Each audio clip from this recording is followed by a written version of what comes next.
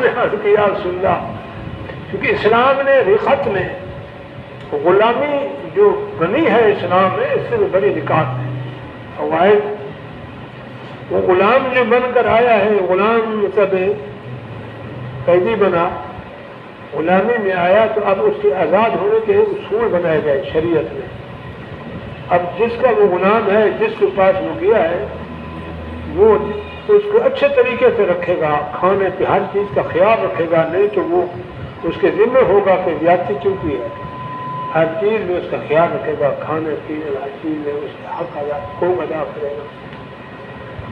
تو اس کے ایسے مواقع ہیں کہ جس میں وہ آزاد کرے گا۔ اس کے روزوں کا مسئلہ بن گیا، کوئی اس نے قسم اٹھائی کہاں سے ہے، تو وہاں حکم ہے غلام آزاد کرو، تو غلام آزاد کرے گا، وہ خود بخود آزاد ہو جائے گا، نہیں آئے گا۔ ہمیں یہ ہے کہ اسلام نے حدود مقرر فرمائے، یہ غلطی ہوگی تو یہاں غلام آزاد کرو یا 2 مہینے روزے رکھو۔ تو اب وہ غلام جو ہے اس کو ملا ہوا ہے، اس کو آزاد کرے گا، وہ پھر ہمارے جیسا وہی رعایا میں شامل ہو جائے گا، تو وہاں ملک کا حقدار بن جائے گا۔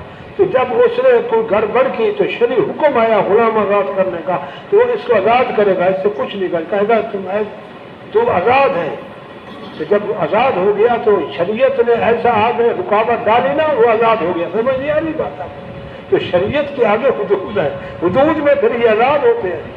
لونڈی عمر غلط بن گئی، آزاد ہو گئی۔ تو یہ بہت سے مسائل ہیں شریعت نے ہے، تو اس کو آپ نے فرمایا کہ اس کو لے جاؤ، یہ نماز اچھی پڑھتا ہے، لیکن جب وہ لے جانے لگا فرمایا اس سے زیادتی ظلم نہ ہو۔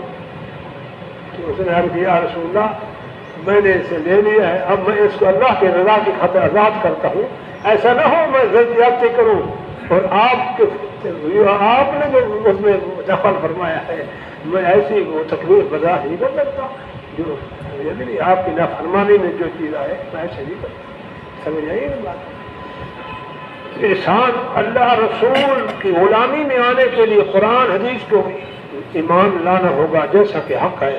آگے کیا فرمایا اس کے مطابق؟ بولتے کیوں نہیں آپ؟ بھول جاتے اس کے مطابق کیا ہوگا؟ بولتے ہیں بھول گئے، کیا ہوگا؟ قرآن حدیث پر عمل ہوگا، جیسا قرآن حدیث پر ایمان ہوگا جیسا کہ حق ہے۔ دوسرا کیا اس کے بعد کیا ہے؟ قرآن حدیث کے اوپر ایمان لانے کے بعد عمل بھی اس کے مطابق ہوگا جیسا کہ حق ہے۔ تیسری بات کیا فرمائی؟ کہ معاملات بھی ٹھیک ہوں گے جیسے کہ قرآن حدیث نے فرمایا ہے، لین دین۔ چوتھی بات